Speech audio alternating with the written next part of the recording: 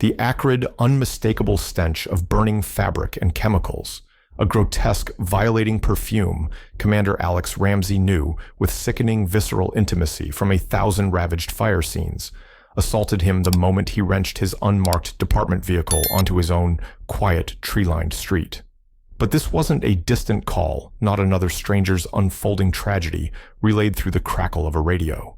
This was a nightmare clawing its way with savage personal intent into the sacred space of his own life. His father's house, the small, neat, familiar bungalow where Alex had grown up, the repository of countless childhood memories, was obscured, almost swallowed, by a churning, oily plume of greasy black smoke.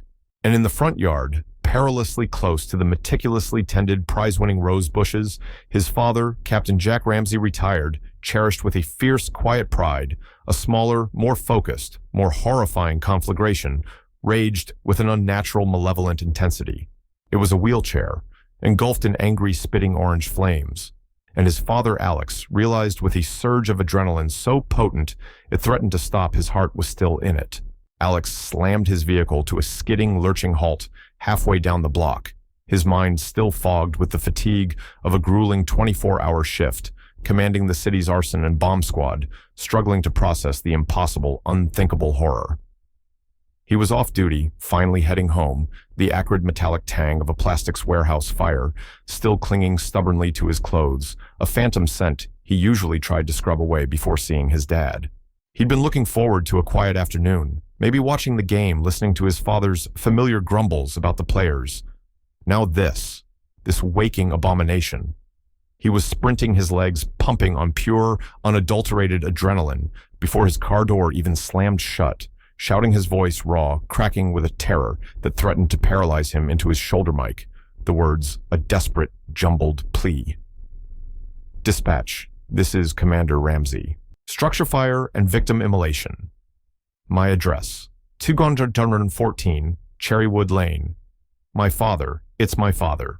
Send everything. Full first alarm, EMS, life flight, if available. Now, now, now.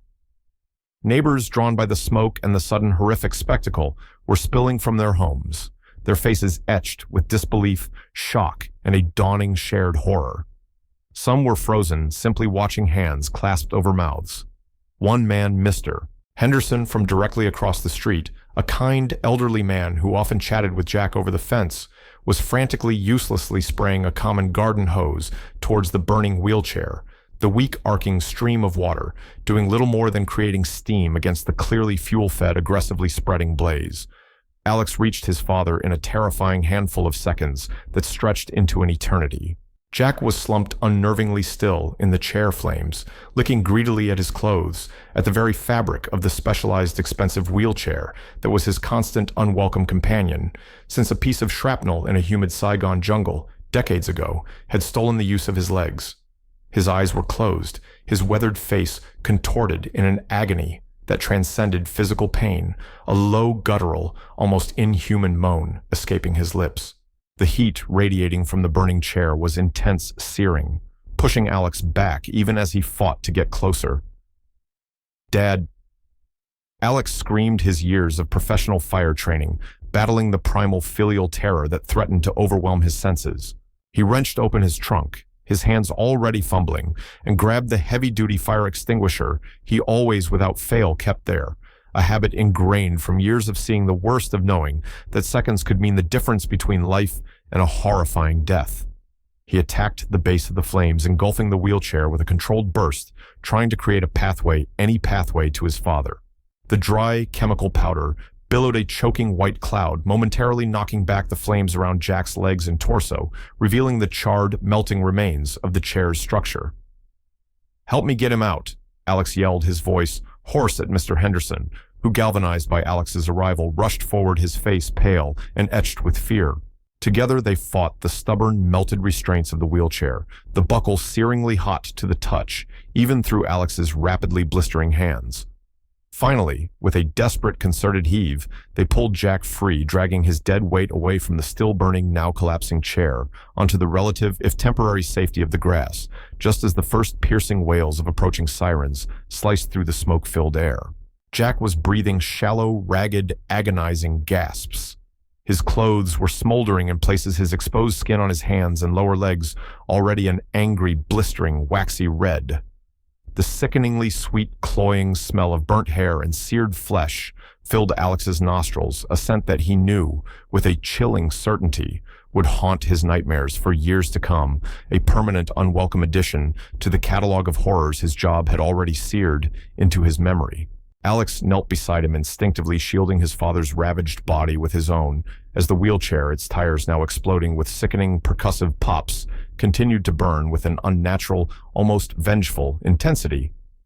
"Hang on, Dad. Help is coming. You're going to be okay. Just hang on."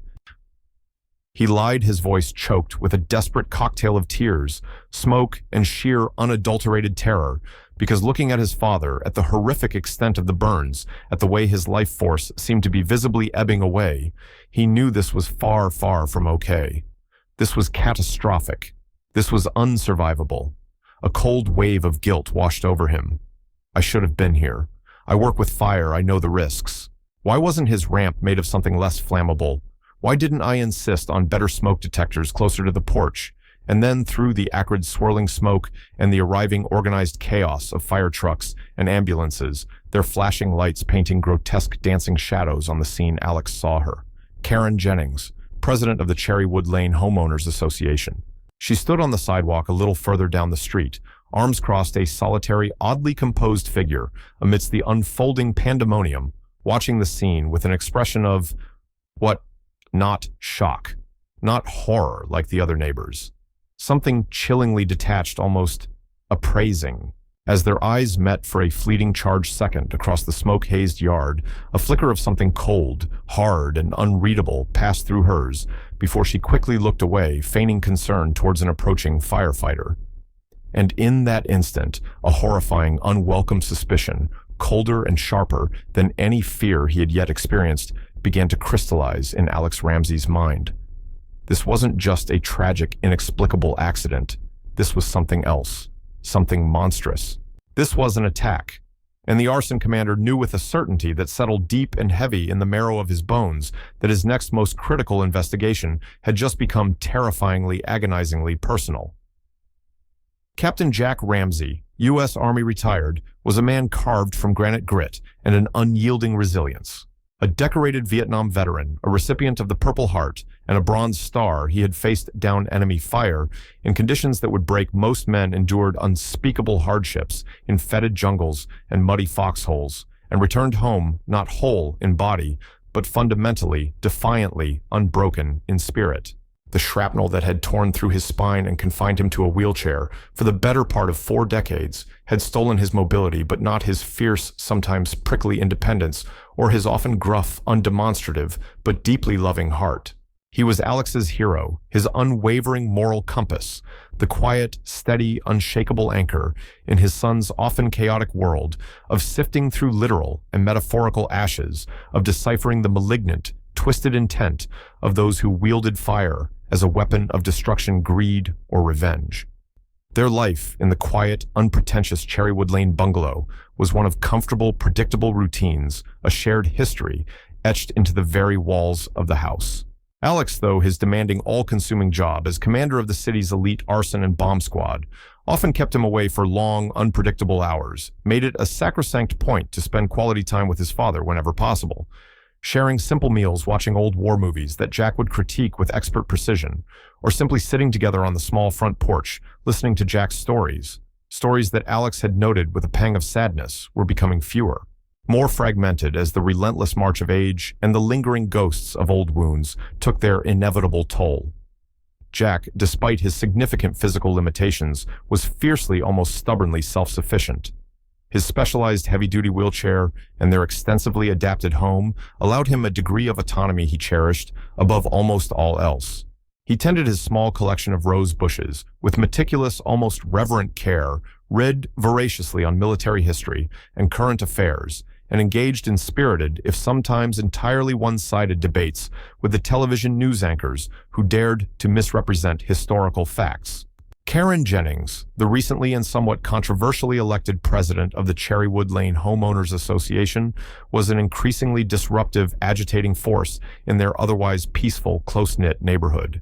A woman in her late 50s with a sharply angled, severe haircut that seemed to mirror her personality, impeccably tailored, and usually beige or gray business suits that she wore even on weekends, and an air of perpetual, barely concealed disapproval for anything or anyone that didn't meet her exacting, often inscrutable standards she had taken to her new, unpaid role with a zealous, almost fanatical devotion to what she termed fiscal responsibility, streamlined governance, and maintaining optimal community standards.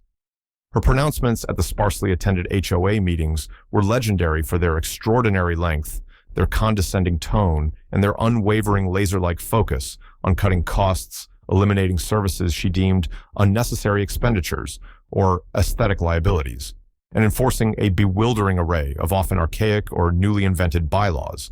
Alex and Jack had had minimal direct interaction with her initially, beyond polite, if somewhat strained nods on the street or at the local grocery store. Jack, a man who valued his privacy above all else, and had precious little patience for what he termed officious busybodies, tended to pointedly ignore her whenever possible. Alex, long accustomed to dealing with difficult, demanding, and sometimes irrational personalities in his professional life, simply tried to remain cordial, neutral, and unobtrusive. He had initially hoped that Karen, perhaps recently retired or widowed, and looking for a way to fill her time, would eventually settle down. This hope proved to be naive. The inciting incident, the first clear, unambiguous indication that Karen Jennings' particular aggressive brand of fiscal conservatism might harbor a more personal, targeted animus towards his father, came during a contentious HOA budget meeting a few months prior. Karen, with a series of complex and confusing PowerPoint slides, had unveiled a proposal to significantly cut funding for sidewalk maintenance, and more alarmingly, for the installation and repair of accessibility ramps throughout the neighborhood. She argued with a chilling lack of empathy that these were low-priority specialized items benefiting a very small minority of residents, and that the diverted funds would be better allocated to enhancing the neighborhood's overall curb appeal and property values, such as installing new faux antique ornamental street signs and upgrading the landscaping at the community entrance with expensive drought-intolerant plants. Several residents, particularly those with elderly parents or young children in strollers, had voiced immediate strong objections, pointing out the critical importance of accessibility for elderly and disabled homeowners, as well as for general pedestrian safety. Jack, who rarely attended HOA meetings, finding them tedious and generally pointless, but had been urged to go by Alex specifically because of this looming issue, had spoken up, his voice quiet but carrying the unmistakable weight of lived experience and moral authority. "Ms. Jennings," he'd set his gaze steady and direct, "those ramps and well-maintained sidewalks aren't just an expense line item on your budget. For some of us, they're a lifeline.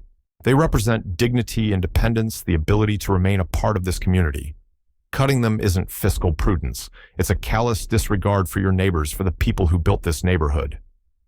Karen Jennings had fixed Jack with a cold, dismissive, almost reptilian stare.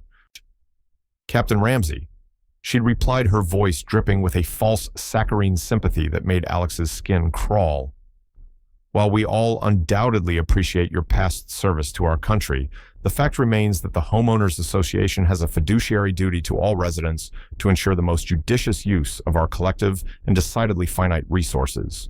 We simply cannot allow the specific needs, or perhaps, if I may be frank, the perceived entitlements of a few to become an undue ongoing financial burden on the many. Resources are finite, Captain. Perhaps some residents whose needs are becoming increasingly specialized and costly need to consider more suitable and perhaps more economically viable living arrangements if the community's existing infrastructure no longer adequately meets their specific and, frankly, rather expensive requirements." The implication was brutally clear, the insult thinly, almost transparently veiled. Jack Ramsay, war hero, respected elder, was a costly requirement. So, his presence, his needs, his very existence in their shared community were a burden. The room had fallen into a thick, uncomfortable, embarrassed silence. Alex had felt a surge of white-hot fury, a desperate urge to leap to his father's defense, to verbally eviscerate this cold, heartless woman. But Jack, with a small, almost imperceptible shake of his head and a look of profound, weary resignation, had simply motioned for Alex to wheel him out.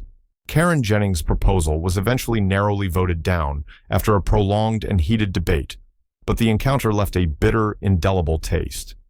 She had shown her true colors, her capacity for casual, calculated cruelty. Alex had a brief chilling memory of Karen looking at his father's wheelchair with a strange appraising look, as if calculating its depreciation.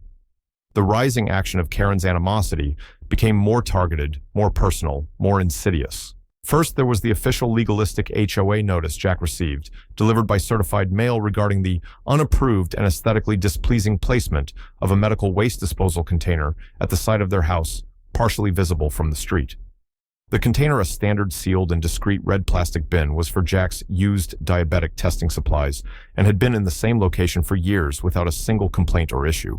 Karen, however, in her newfound zeal for community aesthetics, now deemed it an eyesore, a potential biohazard, and a detriment to neighborhood property values, demanding its immediate removal or relocation to a less publicly visible area, a practical impossibility given the layout of their small property and the need for convenient access for Jack.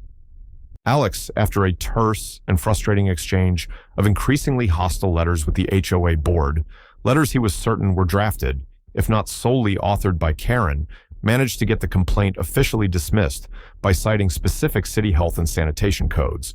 But the harassment, the intent to make Jack's life more difficult, was abundantly clear. The second incident was more insidious, more psychologically damaging. Jack loved spending quiet afternoons on his small shaded front porch reading his newspapers or simply watching the world go by. It was his primary connection to the neighborhood, his small cherished pleasure, a way to feel engaged with life beyond the four walls of his home. One afternoon, Alex arrived home from a long shift to find his father visibly upset, a rare occurrence for the stoic old soldier. Karen Jennings, while ostensibly conducting a personal inspection of the sidewalk for cracks and imperfections, part of her newly announced cost-saving sidewalk self-repair and resident liability initiative, had stopped directly in front of their house and engaged Jack in a condescending, almost interrogatory conversation about the structural integrity and long-term viability of his wheelchair ramp. She implied with thinly veiled threats that it was a potential safety hazard and might need to be re-evaluated for compliance with updated HOA aesthetic guidelines, despite it being professionally installed, regularly maintained, and meeting all existing city and ADA codes. She had then launched into a lengthy, unsolicited monologue about the rising costs of HOA liability insurance and the critical need for all residents to proactively minimize any and all potential liabilities to the community. She as much as told me I was a walking, rolling lawsuit, Alex. Jack had said, his voice tight, with a rare display of controlled anger and humiliation. That my being here in this chair using that ramp was a constant financial drain on everyone in this neighborhood. She even had the gall to mention something about how some veterans seem to expect endless handouts and entitlements, costing taxpayers and communities a fortune for their specialized needs. That recurring insidious phrase, costing money, financial drain, echoed Karen's earlier callous remarks at the HOA budget meeting. It was clearly becoming her refrain, her justification, perhaps even in her own mind, for a deep-seated prejudice that was growing increasingly ugly, increasingly bold. Alex, furious, confronted Karen Jennings directly about her comments to his father later that week, cornering her as she was leaving another HOA meeting. She denied any malicious intent, of course claiming she was merely expressing legitimate concerns for overall community safety and long-term fiscal responsibility. Her denial was smooth, practiced almost convincing, but her eyes, when they met, held a cold, dismissive, almost triumphant light that chilled Alex to the very bone. He warned her in no uncertain, unequivocal terms to stay away from his father and to cease her escalating campaign of harassment. Karen had simply smiled that thin, unpleasant smile and said, her voice soft, but laced with an icy menace. One must always be prepared for all eventualities, Commander Ramsay, especially when dealing with depreciating assets that no longer serve a productive community purpose. The implication that his father was a depreciating asset was unmistakable and horrifying. The midpoint twist, the critical discovery, that solidified Alex's growing fear that Karen Jennings was far more than just a callous, power-tripping bureaucrat, that she was potentially capable of truly dangerous, even criminal actions, came from an unlikely, unexpected source. Mr. Henderson, their usually quiet, unassuming neighbor from across the street, the same man who had first tried to fight the fire with his garden hose. Henderson, a retired forensic accountant, had served for several years on the HOA Finance Committee under the previous more benign president. After the deeply upsetting incident with Jack on the porch, Henderson had approached Alex later that evening, looking visibly troubled, almost fearful. Commander Ramsay. Alex. Henderson had begun hesitantly, his voice low, his eyes darting around as if afraid of being overheard, even on his own property. There's something you really should know about Karen Jennings. It's about the HOA's reserve funds and some rather disturbing irregularities and patterns I noticed before she became president, back when she was just on the board, but already pushing aggressively for cost cuts everywhere and targeting specific properties for violations.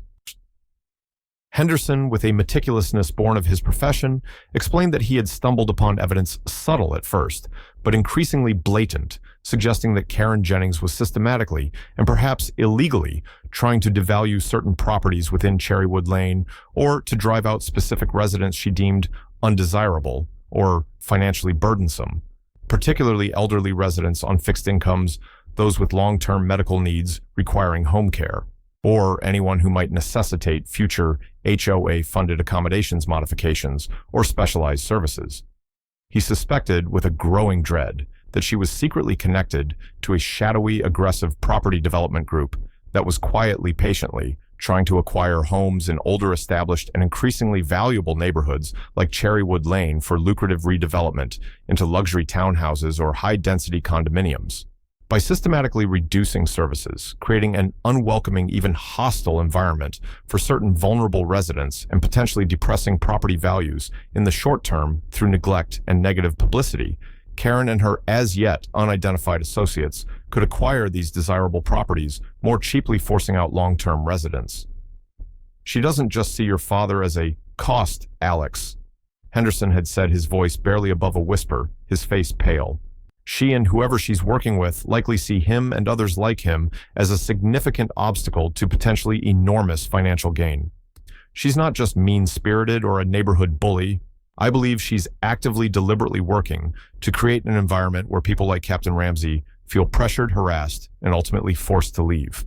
I even heard a disturbing rumor through a contact in her previous neighborhood that she might have been indirectly behind a couple of very convenient accidents that befell elderly homeowners there, leading to them selling their properties quickly and well below market value.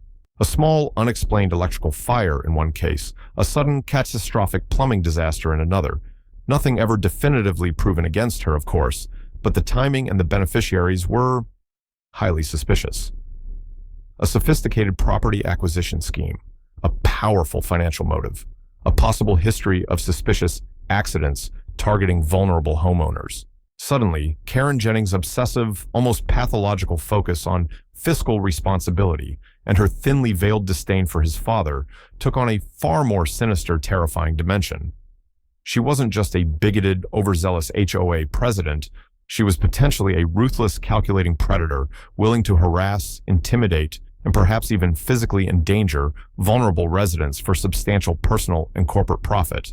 The chilling thought that she might see his father not just as a neighborhood nuisance, but as a legitimate target, a depreciating asset to be actively removed from the equation, filled Alex with a cold, terrifying, almost paralyzing rage. He immediately, though discreetly, increased the security around his father's home, installing new interconnected smoke detectors and a silent alarm system. He also began his own cautious, off-the-books inquiries into Karen Jennings' financial dealings, her known associates, and her connections to local property developers. He quickly found a tangled web of shell corporations, opaque financial transactions, and a network of associates with questionable, even criminal reputations. He was slowly, painstakingly building a file, but he lacked concrete, irrefutable proof of any direct criminal wrongdoing, specifically related to his father. Until the day fire itself, the element he knew so well, brought the horrifying truth and Karen's monstrous, calculated depravity into the harsh, unforgiving, revealing light. The The controlled yet terrifyingly intense inferno that had been his father's state-of-the-art wheelchair was now a blackened, twisted, unrecognizable skeleton of melted metal and fused plastic, still hissing and popping malevolently as firefighters with grim professionalism doused the last stubborn, smoldering embers. Captain Jack Ramsay lay on a stretcher a few feet away, paramedics working frantically, almost desperately over him, his once strong body now a devastating, horrific landscape of severe disfiguring burns. Alex stood numbly by a spectator at his own father's potential immolation, watching the highly trained arson commander in him battling the raw, overwhelming grief and impotent rage of the son. He'd seen too much fire, too much senseless destruction, too much human suffering in his long career, but nothing, absolutely nothing, could have prepared him for this intimate, personal horror. His team, the elite arson and bomb squad, was already on scene, their familiar grim-faced efficiency, a small welcome island of disciplined order in the surrounding chaos and emotional turmoil. Lieutenant Maria Sanchez, his trusted second-in-command, a sharp, intuitive investigator whose calm competence Alex valued above almost anyone else's, was already directing the initial scene preservation, her movements precise, her commands clear. "Commander," Sanchez said, her voice low, carefully modulated her eyes, reflecting the shared horror of the situation, but her professionalism intact. "We're securing the scene now. Preliminary visual assessment. This wasn't accidental, sir. Not a chance. Pore patterns. Classic V-shapes are already clearly visible on the concrete driveway around the chair's point of origin. Significant accelerant used, almost certainly a liquid accelerant. This was a deliberate targeted set, Alex. Meant to go up fast and incredibly hot." Alex nodded slowly, his throat too tight, too constricted by grief and fury for words. He knew. He'd known it from the moment he saw the unnatural, almost explosive intensity of the blaze, the way it had so rapidly, so completely consumed the specialized fire-resistant materials of Jack's expensive chair. It screamed arson, a brutal personal message. He watched his heart, a leaden weight in his chest, as they carefully, gently loaded his father into the waiting ambulance, the paramedics shaking their heads almost imperceptibly, their expressions grave, offering no false hope. Second and third degree burns over an estimated 60% of his body. Severe smoke inhalation, profound shock, critical unstable condition. Alex felt a fundamental piece of himself shatter irrevocably. Then his gaze, sharp and burning with a cold, nascent fury, fell again on Karen Jennings. She was still there, hovering on the periphery of the scene, being interviewed by a uniformed patrol officer, likely giving her witness statement. Gio. She was gesturing animatedly, her expression one of carefully calibrated, indignant concern, the very picture of a helpful, law-abiding, community-minded citizen. The sheer, brazen hypocrisy of it, the breathtaking audacity, ignited a cold, focused, almost surgical rage in Alex. He remembered her chilling words, depreciating assets. He strode towards her, his boots crunching on the debris-strewn sidewalk, Sanchez falling into step, silently beside him. The young patrol officer, recognizing Alex and sensing the shift in command, stepped back respectfully, looking relieved. "Ms. Jennings," Alex said, his voice dangerously quiet, almost a whisper, utterly devoid of the raw terror and grief that was clawing at his insides. "Thank you for your cooperation with the officer. I'm Commander Alex Ramsay, City Arson and Bomb Squad. I'll be taking lead on this investigation personally." Karen Jennings turned her carefully constructed mask of concerned civic duty firmly, almost defiantly in place. "Commander Ramsay, oh, what a terrible, terrible tragedy. Your poor dear father. Will he be? My father is fighting for his life. Ms. Jennings." Alex cut her off, his voice flat, his eyes boring into hers, searching for any flicker of guilt, any telltale sign of deception. Because someone deliberately and with extreme malice set fire to his wheelchair while he was sitting helpless in it. Someone used a powerful accelerant to ensure he would burn quickly and severely. Karen's hand flew to her chest in a theatrical, almost comical gesture of shock and horror. "Oh my heavens, Arson. Here in our peaceful Cherrywood Lane, who could possibly do something so utterly monstrous, so barbaric?" "That's precisely what I intend to find out, Ms. Jennings." Alex said, his gaze unwavering. You were here. You were one of the first on the scene, apparently. You saw what happened. Did you see anyone suspicious near my father's property before the fire erupted? Anyone at all? She hesitated just for a fraction of a second, a barely perceptible tightening around her eyes, but Alex, trained to observe the minutest of reactions, caught it. No, Commander. Not that I recall. I was in my back garden tending my prize-winning roses, as I often do on a fine afternoon. I heard shouting, then I saw the dreadful smoke, and I naturally rushed over immediately to see if I could be of any assistance. It was already... Well, you saw the terrible state of things when you arrived. Her voice was smooth, plausible, her narrative rehearsed, but her eyes didn't quite meet his, flicking instead to the smoldering remains of the wheelchair. Your prize-winning roses are at the back of your house, Ms. Jennings, are they not? Alex stated, his voice still flat, deceptively calm. My father was on his front lawn by his ramp. That's quite a considerable distance to cover so quickly, especially for someone concerned about efficiency. What time precisely did you first notice the smoke or hear any disturbance? Her eyes narrowed slightly, a flicker of annoyance, or perhaps calculation in their depths. I can't be entirely sure of the exact time, Commander. Time seems to blur, to become distorted in moments of such extreme crisis and alarm, doesn't it? Indeed it does, Ms. Jennings.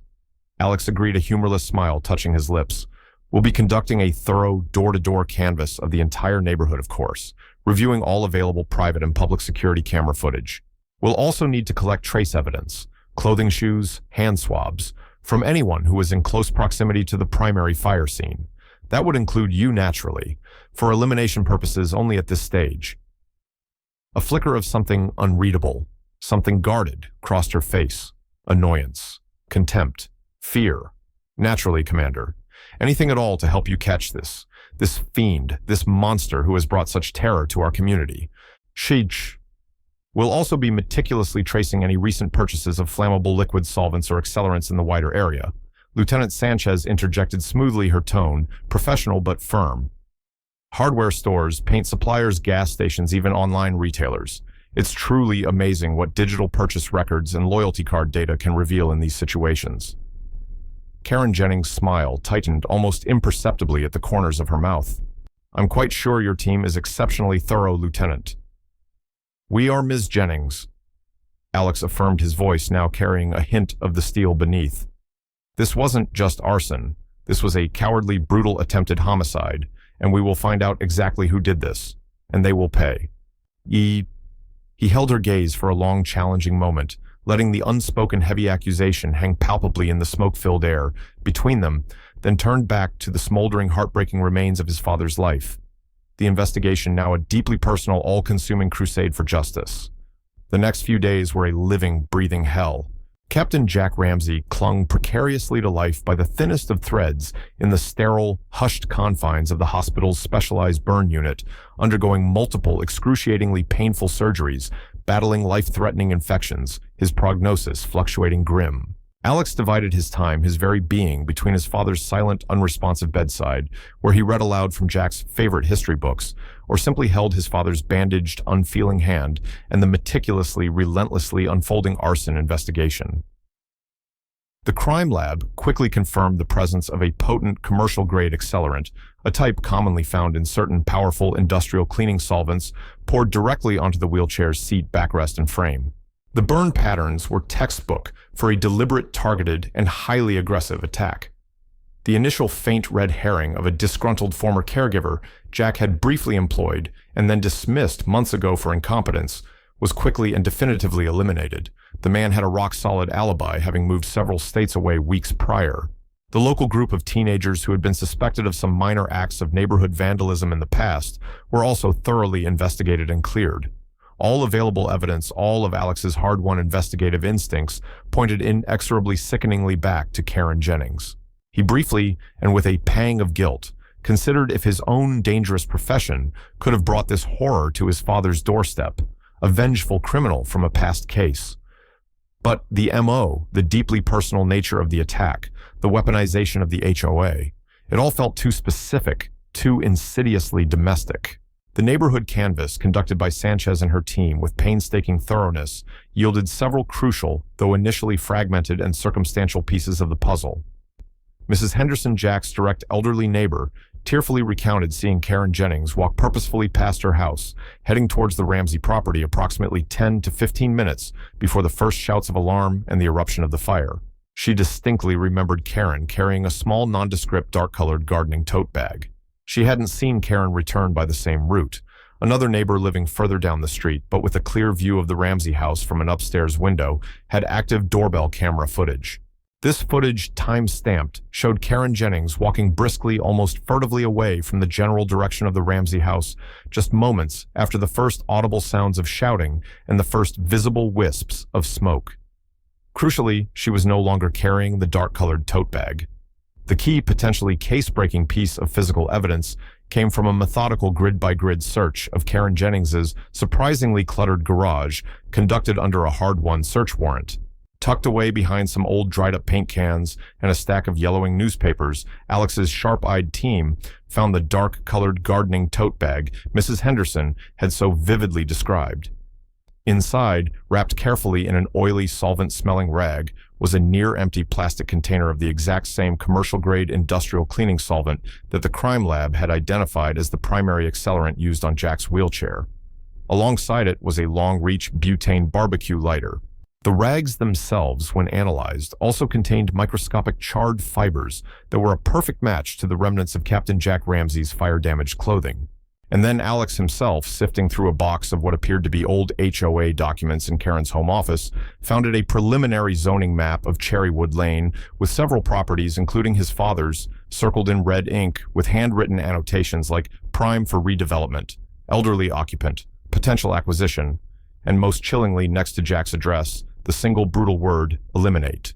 The property scheme Henderson had suspected was real, and his father was a designated target. Alex, accompanied by Lieutenant Sanchez and two uniformed grim-faced police officers, went to Karen Jennings's home later that evening to make the arrest. She opened the door, dressed in her usual immaculate beige pantsuit, an expression of cool, polite inquiry on her face, as if expecting a routine neighborhood chat. "Commander Ramsay," she said, her voice perfectly modulated, utterly devoid of any apparent concern.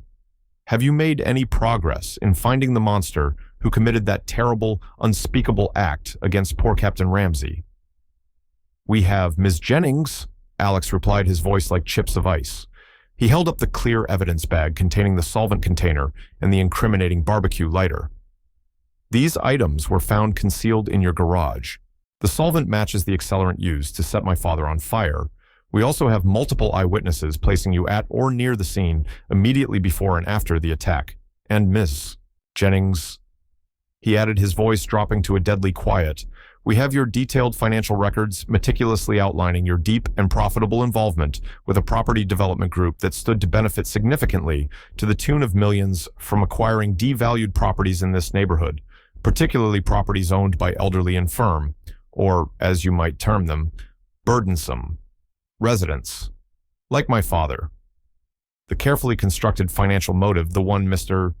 Henderson had so bravely hinted at, had been painstakingly, irrefutably pieced together by Corbin's Financial Crimes Unit brought in by Alex. This wasn't just about petty neighborhood animosity or a twisted sense of order. This was about cold, hard, calculating greed, dressed up in the guise of civic responsibility. The color drained instantly, completely, from Karen Jennings's usually composed face. Her carefully maintained, almost regal composure finally spectacularly shattered. For a fleeting moment, she seemed to shrink, to deflate the imperious, powerful HOA president, replaced by a cornered, desperate, suddenly small woman. "He was an obstacle," she whispered, her voice a venomous, sibilant hiss, her eyes darting around like a trapped animal. "An unproductive, costly asset. He and others like him. They were dragging down the intrinsic value of this community, preventing necessary progress, impeding financial growth. They cost money, Commander. In services, in perceptions, in lost opportunities. Sometimes, difficult sacrifices are necessary for the greater good, for the long-term financial health and viability of a community. Surely a man in your position understands that." Her chillingly pragmatic, almost businesslike confession Her utter profound lack of remorse, or any discernible human empathy, was somehow more horrifying, more monstrous than any outburst of hysterical rage or panicked denial could ever have been. Fucking Karen Jennings. Alex said, his voice now devoid of all emotion, save for a profound, bone-deep, weary disgust. You are under arrest for attempted murder, aggravated arson conspiracy to commit wire fraud, and multiple counts of racketeering. As the cold steel handcuffs clicked decisively shut around her thin wrists, Karen Jennings stared at him, her eyes filled not with regret or fear, but with a chillingly cold, almost triumphant fury. You can't stop progress, Commander Ramsay. She spat, her voice laced with undiluted venom. There will always be those of us who understand the necessity of pruning the dead wood for the health of the tree. This isn't over. The implied threat of her associates still being out there hung heavy in the air. The trial of Karen Jennings was a local and briefly national sensation, laying bare the dark, rotting underbelly of suburban avarice, ageism, and calculated predatory prejudice. Her high-priced defense attorneys' desperate attempts to portray her as a misunderstood, overly zealous civic leader, perhaps suffering from stress or a momentary lapse in judgment, were systematically, brutally eviscerated by the mountain of irrefutable forensic evidence, the damning eyewitness testimonies, her own chilling journal entries, and her shockingly cold-blooded statements to investigators. She was convicted on all charges by a visibly shaken jury and sentenced to life in prison without the possibility of parole, her name becoming a local byword for monstrous greed and unimaginable cruelty. Several of her associates in the predatory property development scheme were also subsequently indicted and convicted, their ambitious plans for Cherrywood Lane collapsing under the weight of federal criminal investigation. Captain Jack Ramsay, against all medical odds and expectations, survived. His recovery was a long, arduous, and incredibly painful journey, a daily battle marked by countless surgeries, agonizing skin grafts, and grueling, relentless physical therapy. He lost what remained of his legs below the knee and the use of one hand, but he never, not for a single moment, lost his spirit, his will to live. He faced each new day, each new painful procedure, with the same quiet, indomitable courage and unwavering will that had seen him through the unforgiving jungles of Vietnam decades before. Alex was his constant, unwavering support, his fierce advocate, his devoted son. He took an extended leave of absence, something he hadn't done in years, to oversee his father's care wrestling, with his own lingering guilt and the PTSD that the attack had triggered, the smell of smoke, now a constant, unwelcome companion. The Cherrywood Lane community, horrified by the revelations and deeply ashamed of their collective inaction or obliviousness to Karen's escalating malice, rallied around the Ramsays with an outpouring of genuine support and practical help. The HOA was summarily and unanimously disbanded, replaced by a simple, informal neighborhood watch and a renewed, heartfelt commitment to looking out for one another, particularly the most vulnerable among them. The very term, fiscal responsibility, took on a new, more humane, more compassionate meaning in their shared lexicon. Years later, Jack Ramsay, heavily scarred, but very much alive, his eyes still holding that familiar stubborn spark, would sit on his rebuilt, fully accessible front porch, his new state-of-the-art, surprisingly nimble wheelchair gleaming in the warm afternoon sun. He'd watch his grandchildren. Alex had eventually married Maria Sanchez, a partnership forged in the crucible of fire and the pursuit of justice, their bond strengthened by shared trauma and mutual respect, play on the very lawn where he had almost lost his life. The sweet, pervasive scent of roses, replanted by neighbors and thriving under Jack's still watchful eye, would fill the air, a symbol of resilience and rebirth. Alex, now a highly respected, though somewhat more somber deputy chief, would often join him on that porch, the comfortable silence between them filled with unspoken understanding, shared history, and a bond that had been tested by unimaginable horror and had emerged somehow stronger. The fires of that terrible day had left indelible, painful marks, physical and emotional, on both of them. But they had also forged something new, something stronger, a community awakened from its complacency, a family's unbreakable, unconditional bond, and the unwavering, hard-won certainty that even in the face of the most calculated predatory cruelty, courage, love, and relentless justice could and ultimately must prevail. The ashes had long since been cleared away, the physical scars had faded to silver, but the profound lessons learned, the truths revealed on Cherrywood Lane that day, continued to burn brightly, a warning and a beacon. Alex knew, however, that Karen Jennings' associates were still out there somewhere. The ominous, anonymous note he'd received shortly after her conviction. Jennings was only the beginning. This isn't over. Watch your back, Commander. Shirt was a chilling reminder that some fires once lit are never truly completely extinguished. He remained vigilant, forever changed, but also forever hopeful.